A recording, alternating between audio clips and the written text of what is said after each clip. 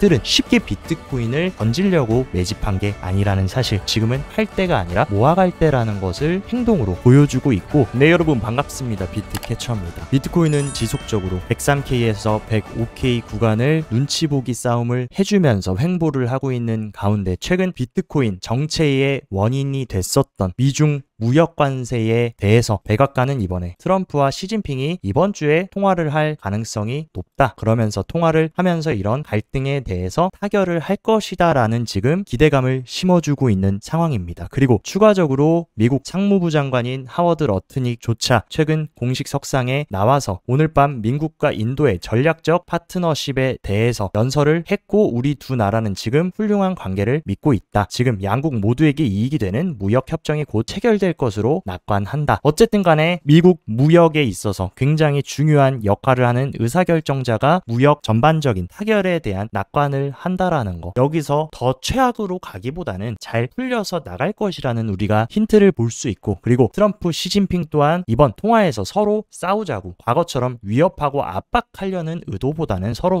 좋게 잘 협상하고 타결하기 위한 통화일 가능성이 저는 크다라고 생각합니다. 그렇기 때문에 관세 부분 또한 불확실성으로 아직은 자리 잡고 있지만 우리가 지속해서 트래킹해야 되는 이슈라고 생각이 됩니다. 그리고 크립토 개별 시장의 규제는 그 어느 때보다 불리시하고 친화적인 흐름을 이어가고 있다. 최근 SEC 위원장인 폴 애킨스가 상원 청문회에서 새로운 날이 올 것이고 합리적인 가상자산 규제 프레임워크 만들어야 된다라고 적극적으로 시장 혁신을 장려하고 추진하려는 강력한 의도, 우리가 체크를 할 수 있었고, 그리고 조만간 디파이 관련해서 SEC 태스크포스가 공개 토론회도 개최를 하겠다라고 덧붙이면서 더욱더 명확한 규제 틀을 만들기 위해서 SEC의 수장 또한 지속적으로 발언을 해주고 있는 상황입니다. 그리고 6월 10일 날은 CFTC 위원장 후보자인 브라이언 퀸텐즈가 인준 청문회를 진행한다. 근데 CFTC의 위원장 후보자인 퀸텐즈 또한 어떤 인물이었냐? 과거 안데르센 호로이츠에서 일을 했었던 크립토의 굉장히 친화적인 인물이다. 이러한 인물 또한 CFT 위원장이 된다라는 거. 가장 중요한 크립토 규제의 두 개 축 뭡니까? SEC와 바로 CFTC, 이 두 최상단 위원장 모두 친암호화폐 위원장으로 지금 구축이 되어가고 있는 상황이다. 그렇기 때문에 규제에 있어서 크립토 개별 시장은 전혀 문제가 없고 오히려 좋은 방향으로 인프라가 구축이 되고 있는 상황입니다. 그리고 많은 분들이 기다리고 있는 스테이블 코인 법안인 지니어스 법안 또한 6월 9일 이전에 최종적인 상원 표결이 이루어질 수 있다. 그래서 최종 통과 여부를 지금 검토를 하고 있는 상황입니다. 그렇기 때문에 이 지니어스 법안도 지금 통과되는 것은 거의 기정사실화 되어 있지만 세부적인 조항들을 지금 협상을 해나가고 있는 단계, 그것이 빠르면 6월 9일에 최종 통과가 되고 역사적인 스테이블 코인 법안이 승인될 가능성이 굉장히 커지고 있는 상황입니다. 그리고 우리나라도 이번에 이재명 대통령이 승리를 하면서 외신에서는 지금 친암호화폐 대통령이 한국에서 당선이 됐다, 그래서 암호화폐 ETF부터 원화 기반 스테이블 코인까지 출시가 임박했다라고 보도를 했습니다. 그리고 실제적으로 최근에는 민주당, 국민의힘 할 것 없이 너도 나도 크립토 시장, 디지털 자산 시장 규제 형성에 친화적인 움직임을 가져갔던 만큼 이재명 대통령도 향후에 대한민국의 디지털 자산 시장 규제를 어떻게 해나갈지 우리가 기대를 해봐도 괜찮은 부분이라고 생각합니다. 그리고 벌써부터 은행권들은 시동을 걸고 있다. 새 정부의 가상자산업 진출 허용을 적극적으로 요청을 하면서 원화 스테이블코인 발행 등 가상자산 관련 사업 추진이 가능하도록 제도 개선을 요구하고 있다. 즉 쉽게 말해서 국내의 전통 은행들, 기관들 또한 지금의 규제라는 벽에 가로막혀서 가상자산 사업을 하지 못했지만 이렇게 새로운 정부가 들어서고 친암호화폐 대통령이 규제 틀을 만들어 나간다라면 적극적으로 이 시장에 진출하겠다라는 의지를 우리가 체크할 수 있다. 그리고 이러한 국내 대형 은행들이 디지털 자산 시장으로 들어온다. 또 어마어마하게 큰 수요를 창출해낼 수 있다라고 우리가 해석할 수 있습니다.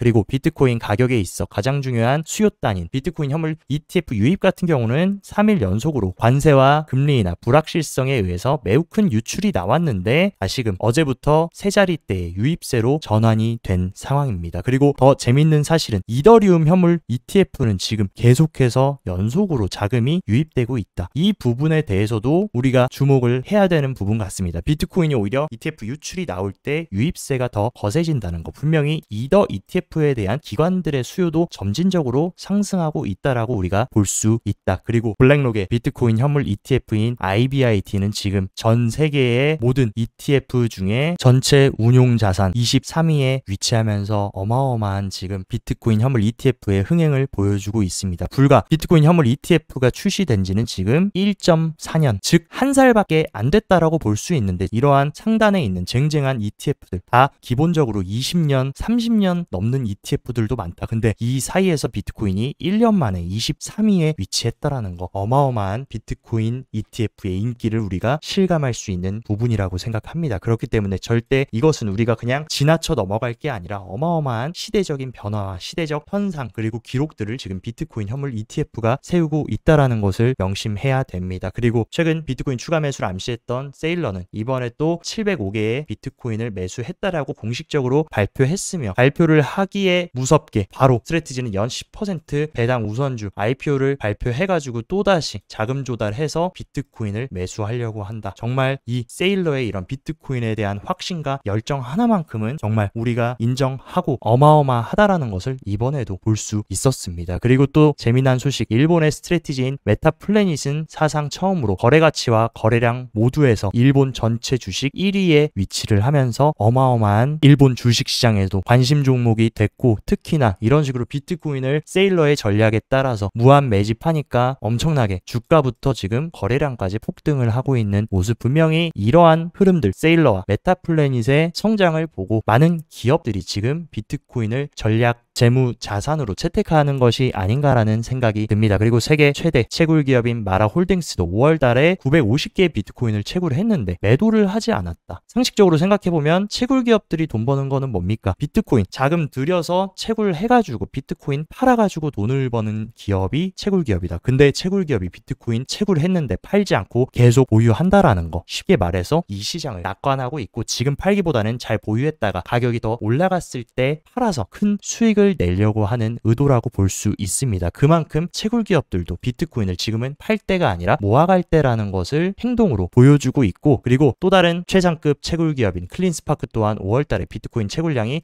9%나 증가를 했고 적극적으로 지금 채굴 경쟁을 지속하고 있습니다. 근데 클린스파크 또한 지속적으로 채굴된 것을 전부 다 갖다 파는 게 아니라 오히려 지속적으로 매집하면서 벌써 클린스파크의 비트코인 보유량은 12,000개가 됐고 작년 같은 시기 보유액의 2배에 달하는 수치다. 이런 채굴 기업들이 지속적으로 비트코인 채굴해서 팔고 던지는 것이 아니라 비축하는 것을 보더라도 아직 사이클의 정점은 아니라는 것을 우리가 유추해 볼 수 있을 것 같습니다. 현재 비트코인 재무 전략이 지금 어마어마한 인기를 끌면서 쓸어담는 기업들이 하루가 멀다 하고 생겨나고 있고, 벌써 전 세계에 상장되어 있는 상장사의 비트코인 보유량이 80만 개를 돌파를 한 상황입니다. 즉 이런 식으로 점점 개인들의 손에서 비트코인은 기관들과 기업들의 손으로 이동이 되고 있고, 오히려 개인들보다는 부자들, 고래들의 자산이 되어가고 있는 상황이다. 하지만 이런 부분을 또 지적한 스탠다드 차타드 같은 경우는 기업의 비트코인 매수는 향후에 가격이 떨어졌을 때는 강제 매도 패닉셀이 일어날 수도 있다라고 언급했습니다. 물론 충분히 가능한 가격이고, 현재 지금 기업들이 가지고 있는 평균 매입가보다 만약에 22% 정도나 더 낮아진다라고 하면은 절반 이상의 기업이 손실 구간에 진입할 수 있기 때문에 무조건적으로 좋은 것은 아니라고 얘기를 했습니다. 근데 제 생각은 반대다. 기업들이나 기관 투자자들은 개인들처럼 비트코인을 초단기적으로 초분봉 보면서 단타를 치려고 매집하는 게 아닙니다. 장기적인 현재 이런 식으로 미국의 부채 문제 그리고 인플레이션을 해칭하기 위해서 장기적인 가치 저장 수단으로 지금 가치가 폭락하고 종이 쪼가리가 되어가는 현금을 비트코인으로 바꿔놓는 작업을 하고 있는 것이기 때문에 이들은 쉽게 비트코인을 던지려고 매집한 게 아니라는 사실, 오히려 가격이 내려갔을 때 이런 기업들이 어마어마한 비트코인을 가지고 있기 때문에 과거에 비해서 하방 경직성이 더욱더 단단해질 수 있는 중요한 범퍼 역할이라고 저는 생각을 합니다. 그리고 러시아 최대 은행인 스베르 또한 비트코인 연계 채권을 발행하면서 지금 곧 증권거래소에 상장이 될 것이라는 것을 암시했다. 이런 식으로 전 세계적으로 비트코인을 담보로 해가지고 여러 가지 지금 파생 상품이 나오면서 기관들과 국가적 차원에서 채택할 수 있는 창구들이 점점 늘어나고 있다. 그리고 미국의 대형 거래소 크라켄 또한 기관 암호화폐 고객을 위한 풀 서비스 브로커러지 서비스 서비스를 출시하면서 적극적으로 기관들이 크립토 산업으로 뛰어들 수 있도록 수탁 서비스를 제공하고 있는 모습, 그리고 3대 신용평가사인 무디스 또한 토크나 머니마켓 펀드가 기관 수요 점차적으로 증가하고 있다. 지금 토크나 머니마켓 펀드에서도 누가 지금 주도권을 꽉 쥐고 있습니까? 전 세계 자본주의 최상위 포식자인 블랙록이 지금 토크나 펀드 시장도 꽉 쥐고 있고, 이러한 흐름에 따라 기관들도 점차적으로 이 MMF 토크나 시장으로 뛰어들고 있는 모습, 확실히 지금 금융이 기존의 아날로그에서 디지털로 변화하는 그러한 중요한 과도기이자 변곡점에 와 있다라고 저는 생각을 합니다. 그리고 홍콩의 정식 라이센스를 받은 OSL 그룹 또한 인도네시아에서 가상자산 사업을 인수하면서 더욱더 몸집을 키워나가고 있다. 그리고 홍콩 뒤에는 누가 있습니까? 중국이 배후에 있는데, 이런 홍콩의 라이센스를 받은 기업이 거래소를 인수하고 몸집을 키워나간다라는 거, 분명히 지금 중국도 수면 아래에서 비트코인 패권을 놓치지 않기 위해서 움직이고 있다라고 해석할 수 있다. 그리고 트럼프 미디어 또한 비트코인 기반 ETF 출시 계획을 추진하면서 정식적으로 SEC에 ETF 출시 신청을 했습니다. 얼마나 트럼프가 비트코인의 진심인지 ETF 출시한 것만 봐도 우리는 알 수 있는 대목이고, 그리고 트럼프의 장남인 트럼프 주니어 또한 최근 공식 방송에 나와서 본인은 비트코인과 가상자산에 올인을 하고 있다. 트럼프 입장에서도 자기 장남이 비트코인과 가상자산 올인하겠다라는데 이 산업 망가뜨리고 말로만 성장시키겠다 하겠습니까? 아니면 진심으로 이 산업을 밀어주겠습니까? 트럼프 미디어가 하는 행동만 보더라도 얼마나 트럼프 일가가 비트코인의 진심인지 알 수 있는 부분이라고 생각합니다. 그리고 최근 트럼프 밈을 발행했던 플랫폼에서 트럼프 지갑 같은 경우에도 출시를 할 거다 이런 얘기를 했는데, 트럼프 주니어가 본인 X의 트럼프 조직은 이 지갑 제품과는 전혀 관련이 없다. 오히려 우리의 진짜 플랫폼 월드리버티 파이낸셜이 지금 지속적으로 노력해온 공식 지갑이 출시될 예정이라고 밝혔습니다. 지금 어떻습니까? 트럼프 미디어는 비트코인 화물 ETF를 출시하려고 하고 있고, 월드리버티 파이낸셜은 USD1 스테이블 코인에 이어서 공식 지갑 월렛까지 출시를 하면서 이 시장의 핵심적인 중추적인 부분의 인프라를 계속해서 깔고 있다. 이런 것들이 지금 눈에는 보이지 않고 가격에는 반영이 되지 않아도 향후에 굉장히 크게 긍정적으로 작용될 요소가 많다라고 생각합니다. 그리고 또 굉장히 재밌는 소식이 들렸는데, 미국 백악관의 국가경제위원장인 케빈 헤셋이 비트코인 간접 투자 주식인 코인베이스 주식을 무려 100만 달러어치나 보유하고 있다라고 소식이 들렸습니다. 그리고 이 케빈 헤셋 같은 경우는 지금 가장 중요한 관세에 있어서도 굉장히 중요한 위치를 차지하고 있는 인물인데, 그 사람이 코인베이스를 이런 식으로 가지고 있다라는 부분도 재밌고, 그리고 과거에 코인베이스에서 학술 및 규제자문위원으로도 근무한 이력이 있다. 막상 트럼프 내각 핵심 인물들을 하나하나 깊게 파보면 모두가 비트코인에 친화적이고 과거에 크립토에 관련된 업계와 굉장히 깊은 연결고리가 있는 것을 알 수가 있다. 그렇기 때문에 이러한 높으신 분들 모두 비트코인을 긍정적으로 생각하고 있다라는 거, 향후의 규제의 방향성 또한 지금도 좋게 흘러가고 있지만 더욱더 기대해봐도 될 것이라고 생각합니다.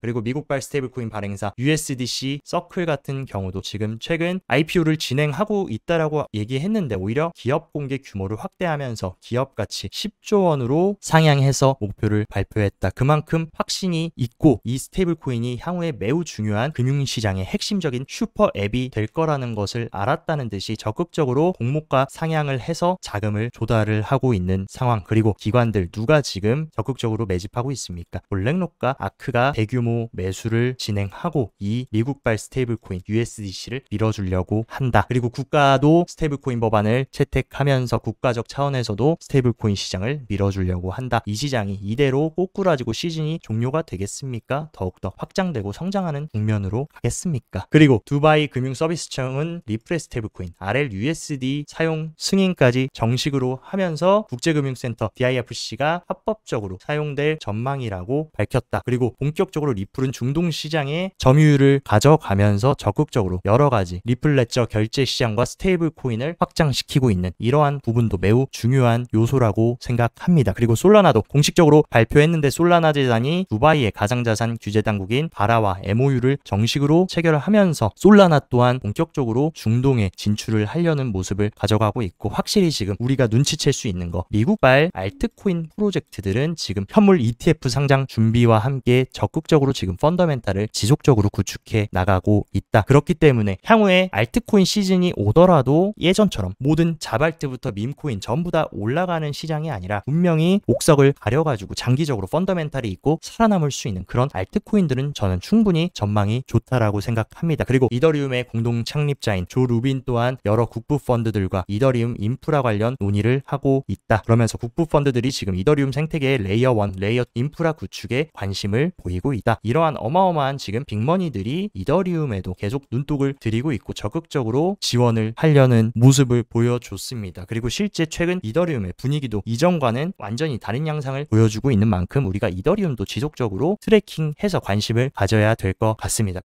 그리고 비트코인이 역사적 신고점을 찍고 최근 이러한 기술적 조정을 줌에도 불구하고 10개에서 10,000개의 비트코인을 보유하고 있는 고래 지갑들은 무려 8만 개에 가까운 비트코인을 축적하면서 오히려 가격이 빠질 때 고래들은 매수를 하는 움직임을 지속하고 있습니다. 그리고 최근 단기 조정에 따라 심리가 완전히 위축됐던 단기 홀더들도 다시금 스멀스멀 6월 초를 기점으로 저점을 올리면서 시장에 복귀를 하고 있는 부분, 단기적인 지금 약세 국면도 조금씩 해소가 되고 있는 상황입니다. 그리고 초대형 고인물 고래들이 많이 서식한 데는 비트파이넥스 거래소에 비트코인 유출이 어마어마하게 일어났다. 이런 거래소에서 비트코인이 유출된다라는 것은 기관 혹은 고래의 매집과 축적으로 우리가 해석을 할 수 있습니다. 확실히 개인들은 던지고 단기적인 흔들림에 멘탈이 흔들려서 투매를 하고 있지만 고래와 기관 투자자들은 그러한 단기 눌림을 박앤세일 삼아서 지속적으로 축적하고 있다라는 것을 우리가 알 수 있다. 그리고 비트코인 차트 흐름 같은 경우에도 제가 계속 중요하다고 말씀드렸던 이 노란색 20일 이동평균선 지금 안착을 리테스트를 하고 있습니다. 그래서 오늘 일봉 종가로 양봉으로 마감하면서 20일 이동평균선 위에 확실하게 안착을 해준다 라고 하면은 확실히 지금 이 약세 국면을 끝내고 최근 이 단기 하락 트렌드 라인을 지금 돌파를 해준 만큼 나쁘지 않다라고 생각합니다. 하지만 이 구간 안착을 실패한다라고 하면 제가 이번 조정의 마지노선 구간이라고 했던 102K 정도까지는 추가적인 흔들림과 눌림이 나올 수 있다. 그리고 이러한 흐름은 결국에 비트코인 차트보다도 매크로의 흐름 그리고 트럼프와 시진핑의 관세 타결 전화가 어떻게 되느냐가 더 큰 영향을 미칠 것으로 생각합니다. 그리고 저는 여전히 이 100K에서 102K 구간을 주면 상승 모멘텀 속에서 우리가 좋은 눌림목 자리 추가 매수하고 물량을 늘릴 수 있는 자리라고 생각을 하고 있습니다. 그리고 청산매 흐름도 체크를 해보면 일단 조정이 나온다라고 해도 롱 물량이 많이 쌓여있는 구간 해봐야 102K 후반입니다. 그렇기 때문에 눌려도 어차피 이 정도 롱 물량만 정리를 하고 다시금 가격을 끌어올리면서 어마어마하게 쌓여있는 물량을 정리해서 솔스키즈로 가격을 올려주는 선물 세력들의 운전이 조금 더 저는 합리적이라고 생각합니다. 그리고 파이어 차트 흐름도 체크를 해보면 최근 가장 큰 고래인 갈색 고래와 보라 고래 모두 지금 고개를 다시금 들어주면서 매수세에 들어오고 있는 모습 그리고 상단도 하단도 이렇다하게 강하게 밀집되어 있는 매물대는 없는 만큼 충분히 이런 고래들이 다시금 매수세로 전환된다라고 하면 충분히 단기적으로 힘든 국면 약보합 국면을 끝내고 다른 양상으로 들어갈 수 있다라고 생각합니다. 그래서 스위스블록 같은 경우도 핵심적인 매물대 구간을 일단 눌렸을 때는 101K에서 102K가 중요하고 최종적인 대형 매물대는 97K, 98K 부근이라고 얘기를 했습니다. 근데 저는 98K 구간까지 눌리기보다는 빠져봐야 102K 정도 구간이 우리가 굉장히 기분 좋게 손익비 좋게 비트코인을 모아갈 수 있는 구간이라고 생각하기 때문에 여러분들도 102K를 잘 체크하셨으면 좋겠습니다. 그리고 최근 비트코인 가격이 이렇게 의미 있는 상승을 하고 올타임 하이를 찍으면서 실현 손익 같은 경우도 많이 고개를 들면서 차익 실현이 나와주고 있다. 하지만 작년에 이런 단기 고점에 비하면 SOPR 같은 경우도 아직 더욱더 올라갈 구간이 남아있고 추가적으로 저는 단기 상승 모멘텀은 남아있다라고 보고 있습니다. 그리고 보통 작년 말 신고점을 찍었을 때 당시에 개인들 리테일 투자자들의 지금 수요가 어마어마하게 들어왔는데 지금은 역사적 신고점을 찍었는데도 불구하고 아직도 리테일 투자자들은 적극적으로 개입을 하지 않고 있다. 즉 진정한 과열과 포모는 아직 오지 않았다라고 해석을 할 수 있습니다. 그리고 비트코인 가격 상승에 있어서 가장 중요한 유동성 선행 차트만 보더라도 지금 이런 식으로 비트코인이 선행 차트를 잘 추종하면서 같이 발맞춤을 잘 하고 있다. 그렇기 때문에 지금 M2 선행 차트가 이런 식으로 위로 높게 우상향하고 있는 만큼 이러한 추세를 비트코인도 중기적으로는 따라가주지 않을까라고 생각합니다. 그리고 우리가 더욱더 시계열을 확대해가지고 장기적 관점으로 보면 언제나 비트코인 사이클은 이렇게 음봉에 한번 나오고 3번 연속으로 양봉을 만들어주면서 사이클이 종료가 됐습니다. 지금 자리도 세 번째 연봉이 만들어지는 자리고 언제나 이 세 번째 연봉 같은 경우는 굉장히 큰 상승을 동반했다. 하지만 지금은 해봐야 월 초부터 지금까지 13%밖에 오르지 않았고 가장 작은 지난 사이클 세 번째 연봉과 비교를 해도 아직 한참 모자른 상황. 그렇기 때문에 지금 벌써 2025년 6월이 됐고 하반기에는 과거 연봉 패턴을 따라서 의미 있는 최종 피날레와 포모가 한번 와줄 수 있지 않을까라고 생각합니다. 그렇기 때문에 그때를 위해서 시장이 흔들리고 여러 가지 매크로의 변수로 변동성을 주고 있지만 진짜 마지막 메인 DC 피날레장을 우리가 만끽하기 위해서 잘 버티고 살아남으셨으면 좋겠습니다. 오늘 영상도 시청 진심으로 감사드리고 영상 도움되셨다 하시면 좋아요, 구독 눌러주시고 더 자세한 투자 전략 궁금하다 하시면 영상 하단 고정 댓글에 제가 운영하는 크립토 시황 정보방 활짝 열어놨으니까 이쪽에서 시황도 잘 체킹하시면서 성공적인 크립토 투자 계속 이어가시기 바랍니다. 오늘도 시청 진심으로 감사드리고 여기까지 비트캐쳐였습니다.